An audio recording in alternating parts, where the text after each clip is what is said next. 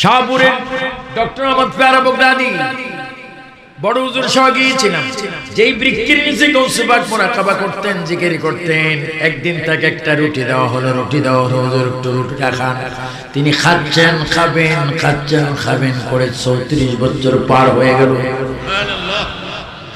হঠাৎ করে রুটির জবান খুলে যায়। কে? আচ্ছা, আমাদের দেশে তোমার আমার প্লেটে যদি চাউল, ভাত, রুটি কথা বলে আমাকে খাস না কেন? পিসাব খাবে? আমাকে যদি বলে সুফিয়ান ভাই আর কতক্ষণ দেরি করলি মানে খা, আমি বড় খতম লা ইলাহা ইল্লা আনতা সুবহানাকা ইন্নী কুনতু আউট, প্লেট থেকে আউট। ওই রুটি বলে খাচ্ছেন না কেন? আমাকে খাচ্ছেন না কেন? কই তুমি কিভাবে কথা বলছো? কই হুজুর আমি রুটি ছিলাম, রুটির থেকে শুকনা হতে হতে এখন একটি আমি দানা বিচির মতো হয়ে গেলাম। আপনার নূরানি চোখের দৃষ্টিতে আমার জবান খুলে গেল।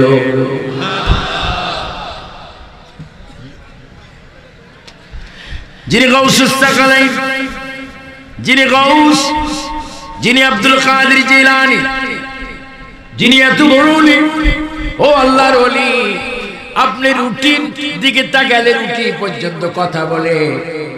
মুরগি খানার পরে যদি আবার হাড্ডির চাবি যদি দস্তরখানায় রেখে দেন, মুরগি কথা বলে। এক বেসের এসে বললেন, হুজুর আমার ছেলেটা বড় অসৎ, আমার ছেলেটা বড় খারাপ, নামাজ পড়ে না, আমার ছেলে বিভিন্ন শরীয়ত বিরোধী কাজ করে, হুজুর আপনার খেদমত আমি দিয়ে গেলাম। আল্লাহর ওলি গাউসুস সাকালাইন একদিন তিনি খাচ্ছেন মুরগি, চাবি খাচ্ছেন। হঠাৎ করে ওই ছেলের বাবা এসে দেখলেন গাউসে পাক খাচ্ছেন দস্তরখানার মধ্যে, মুরগিও খেয়েছেন, হাড্ডিগুলা চাবিয়ে খেয়ে দস্তরখানার মধ্যে রেখেছেন। ওই ব্যক্তি, ওই ছেলের বাবা এসে দেখলো ছেলেটা দাঁড়িয়ে আছেন, গাউসে পাক খাচ্ছেন। মনে মনে বলছে, ইনি কেমন গাউসে পাক, আমার ছেলেকে এক টুকরা তো দিতে পারতেন। তিনি নিজেও খেয়েছেন, হাড্ডি পর্যন্ত খাচ্ছেন। উনি মনে মনে বলতেছেন, আর গাউসুল পাক একদিকে হাড্ডি খেয়ে ছেলের বাবার জবাব দিচ্ছে, আমি গাউসুল আজমের জন্য খাচ্ছি, তোমার ছেলে এখন উপযুক্ত হয়নি, এই জন্য তোমার ছেলেকে আমি খানা দিচ্ছি না। ওই ব্যক্তি বলেন, আমি মনে মনে কল্পনা করলাম জবাবটা গাউসুল পাক কিভাবে দিয়ে দিলেন। আবার গাউসুল পাক বলে, তোমার কথা যেখানে জন্ম হয় সেখানে আমার বেলায়েতের ক্ষমতা। নারে তাকবীর, নারে তাকবীর, নারে রিসালাত, নারে রিসালাত। আল্লামা মাওলানা আবু সুফিয়ান খান আলাবিদি সাহেব জিন্দাবাদ। ওয়াহাবিরা বলে গায়েব জিনিস নবী জানলে এটা গায়েব, শিরক হবে। কিন্তু ওয়াহাবির বড় বড় হুজুররা নিজের স্ত্রী যখন গর্ভবতী হয় তখন পরীক্ষা করার জন্য কোথায় কি শুনু, কিতাবের নাম কি শুনু,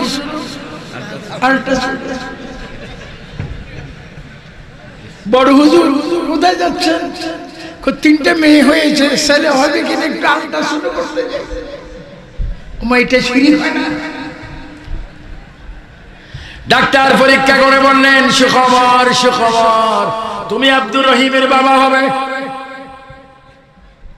ও মুহাদ্দিস, বেজাল মুহাদ্দিস না কে সালেম দুশমন রাসূল, তোমরা গায়েব মানো না, গায়েব বোঝো না, কিন্তু পেটের খবর যদি ডাক্তার মেশিনের দ্বারা বলে দিতে পারে, খোদার কসম, যিনি নবীর গোলাম হুজুরে গাউসুস সাকালাইন, কোটি কোটি মানুষের মনে কি হচ্ছে আল্লাহর ওলি বলে দিতে পারে। জোরে বলেন ইয়া গাউসে পাক, 3 বার বলেন, আর একটু জোরে বলেন, নারে গাউসিয়া। যত শিরক বলবা তত বেশি বয়ান করবে। অসুবিধা কি? আর কয়দিন বাঁচবো? প্রায় 70-এর কাছে আমার বয়স। 4 যুগের বেশি ওয়াজ বিশ্বের 54টা রাষ্ট্রে আল্লাহ পাক আমাকে নিয়েছেন শুধু নবীর গোলামি করার কারণে। লন্ডনে আমি এবং আল্লামা জলিল রহমতুল্লাহ আলাইহির কাছে এসেছিল সুদীরা, বাম হাতে একটা সই দেন, কয়েকশো কোটি টাকা নিয়ে। কেন? সুন্নিয়ত প্রচার করতে পারবেন না, আমাদের কথায় শুধু মাথা লাড়বেন, একবার লাড়বেন তো 1 কোটি পাবেন। নাউযুবিল্লাহ মিন যালিক। তাদের টাকায় প্রস্তাব ঈমান ঈমান চিৎকার দিয়ে বলেন, সাদা 3টি কাপড়ে যখন প্যাকেট হবেন, মার্কিন কাপড়ের ভিতরে যখন তোমাকে কাফনের ভিতরে রাখা হবে, ওই কাফন দিয়ে যখন কবরের পশ্চিম পারে নেওয়া হবে, বিসমিল্লাহ ওয়া আলা মিল্লাতি রাসূলিল্লাহ বলা হবে। এই সুন্নি জগৎ নাসিরনগরের হাজার হাজার সুন্নিরা চিৎকার দিব, ওই কবরের নবী দেখতে চাই কি চাই না?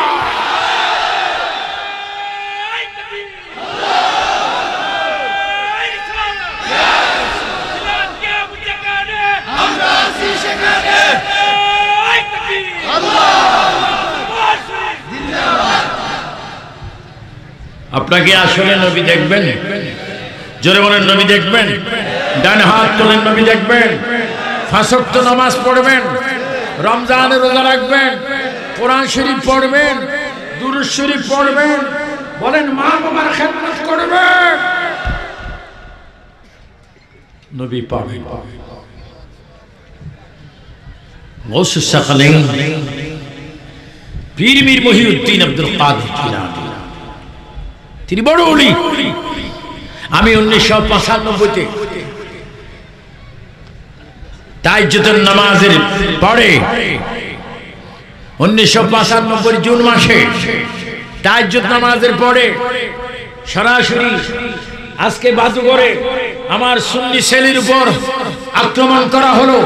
আল্লাহর কসম, নবীর কসম, আমি নিজে কানে শুনেছি, চোখে দেখেছি। গৌসে বগদাদ, গৌসে পাকের দরবারে আযানের আগে সালাতু সালাম দেওয়া হয়।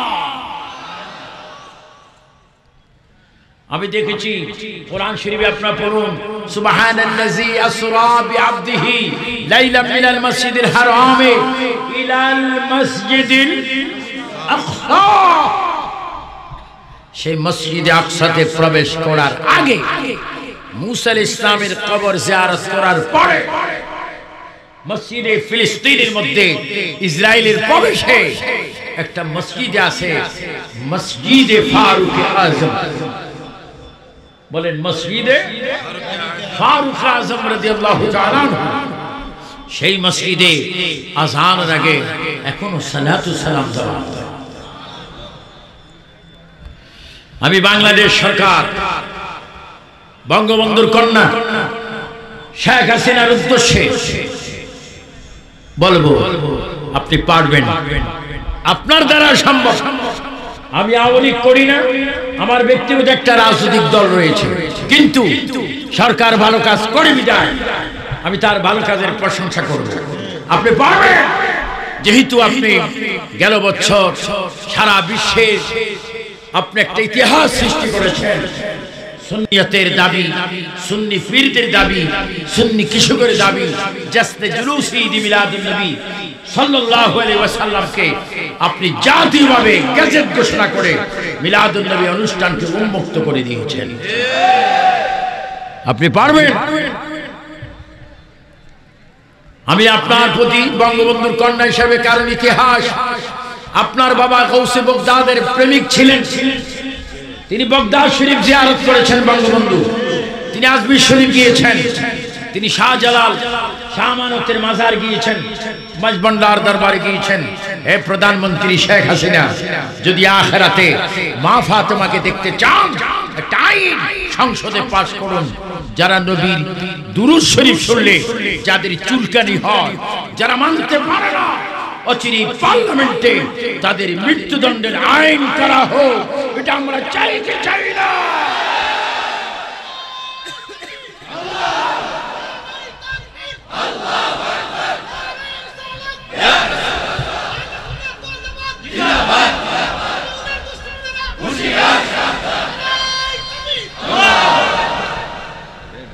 আমাদের একটু মজা লাগে। দেখেন না কিছু কিছু আল্লামা এখন বিশ্রামে আছে। আল্লামা তোমরা থাকবে স্টেজে, ফিল্ডে, মাঠে, ময়দানে, মসজিদে, তোমরা জালির ভিতরে কেন? আমাদের এলেম ঠিক আছে, খাসিয়ত খারাপ। বলেন কি খারাপ? তো খাসিয়ত কি? আমরা সব মানি মিলাদুন নবী, আমরা সব খানা খাই, কিন্তু তাবারু খাই না। এটা কি গু মনে করি? দেখেন কিছুদিন আগে একজন বুড়া মানুষ মারা গেল, সে নবীর মিলাদুন নবীর তাবারুককে গু বলল। কোন পৃথিবীর মানুষ তাকে বেইজ্জতি করতে হয়নি, তার নিজের দলের মানুষ, তার মাদ্রাসার স্টাফরা তাকে বেইজ্জতি করেছে। তারা কিতাব বাইর করেছে মুরব্বি মরার 3 দিন আগে। মানে দেখুন মুরব্বির কিভাবে ফুটবল বানাইতে পারে। এই সন্ত্রাস যাদের কর্মীর কাছে, তারা মুরব্বি হেফাজত নয়, তারা ইসলামকে হেফাজত করবে কিভাবে? বলেন ইসলাম হেফাজত করার মালিক কে? ইসলাম হেফাজত করেছেন গৌসুস সাকলাইন আব্দুল কাদের জিলানী, ইসলাম হেফাজত করেছেন খাজা গরিব নওয়াজ, ইসলাম হেফাজত করেছেন বাহাউদ্দিন নকশবন্দি, ইসলাম হেফাজত করেছেন মুজাদ্দিদ আল ফেসানি, ইসলাম হেফাজত করেছেন মাহবুব ইলাহি নিজামুদ্দিন আউলিয়া, ইসলাম হেফাজত করেছেন ইমাম আলা হযরত, ইসলাম হেফাজত করেছেন বাবা শাহজালাল সিফা সালাম নাসিরউদ্দিন। উচ্চ স্বরে বলেন ঠিক কিনা? আর তারা ইসলাম হেফাজতের নামে কি করছে? জ্বালাও, পোড়াও, মাজার ভেঙে দাও, খানকা গুড়িয়ে দাও। বাইরে মাজারও ঠিক আছে, খানকাও তুমি গুড়িয়ে গেছো। হযরত লানাতুল্লাহ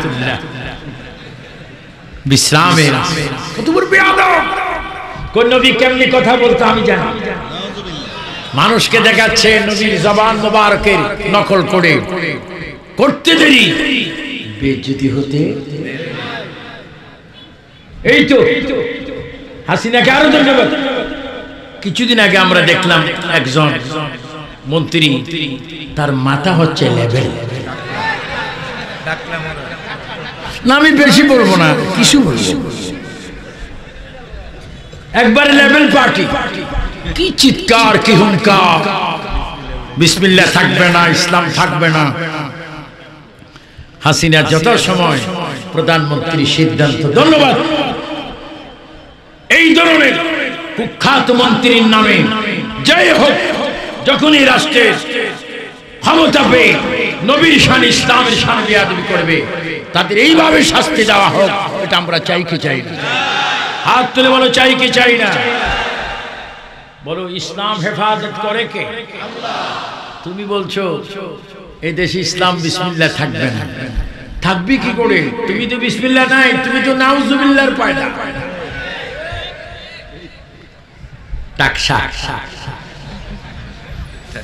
আজকে দেখলাম, আমি যখন চট্টগ্রাম আনোয়ারা থেকে মাহফিল করে আসতেছি, হঠাৎ করে মোবাইলে দেখি ওমা ওনার মাথার ভিতরে কাকে পায়খানা করতেছে। তো আমি মনে বললাম এই কাক, তুমি কি পৃথিবীতে আর জায়গা পাইলে না? তার মাথায় কি করতেছে? বলেন ইজ্জত আর বেইজ্জত এই দুটা কার কাছে?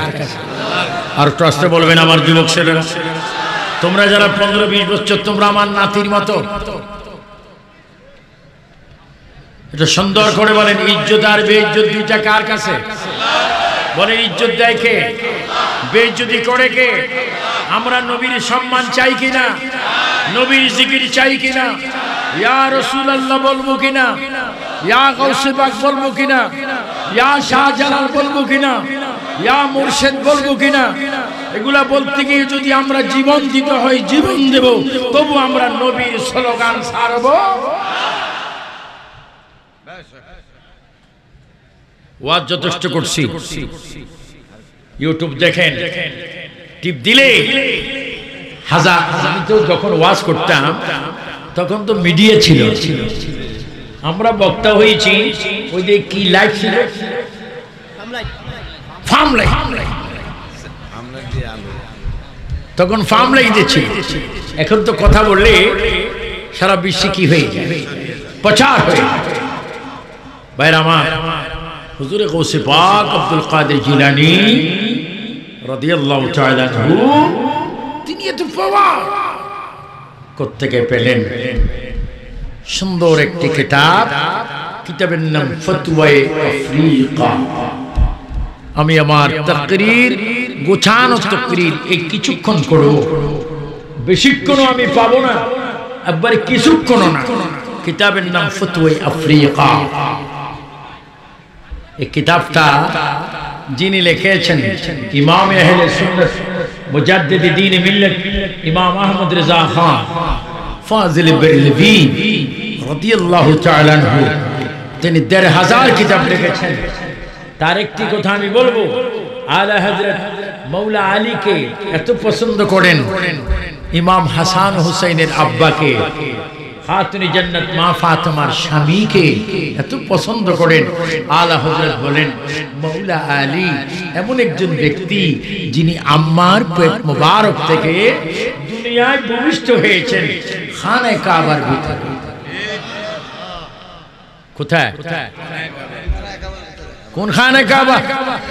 لبيك اللهم لبيك لبيك لا شريك لك لبيك إن الحمد والنعمة لك والملك লব্বাইক।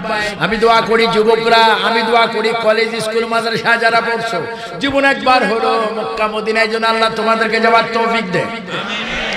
প্রতিদিন ফজরের 2 রাকাত ফরজ, যোহরের 4 রাকাত ফরজ, আসরের 4 রাকাত ফরজ, মাগরিবের 3 রাকাত ফরজ, এশার 4 রাকাত ফরজ পড়ে বলবো, আল্লাহ এই দুনিয়ায় তুমি পাঠিয়েছো, তোমার কাছে আর কিছু চাই না, দয়াল নবীর খাতিরে একটিবার হলো মক্কা মদিনায় যাওয়ার তৌফিক দিয়ে দাও।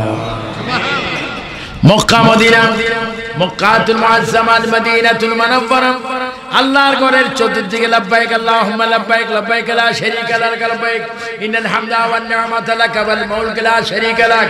ওই ঘরের ভিতরে মাওলা আলী আগমন করেছে। কোন আলী? আমার নবী বলেন, আনা মদিনাতুল ইলমি ওয়া আলী বাবুহা, আমি রাসূল হচ্ছি ইলমের শহর, আর সেই শহরের দরজা মাওলা আলী।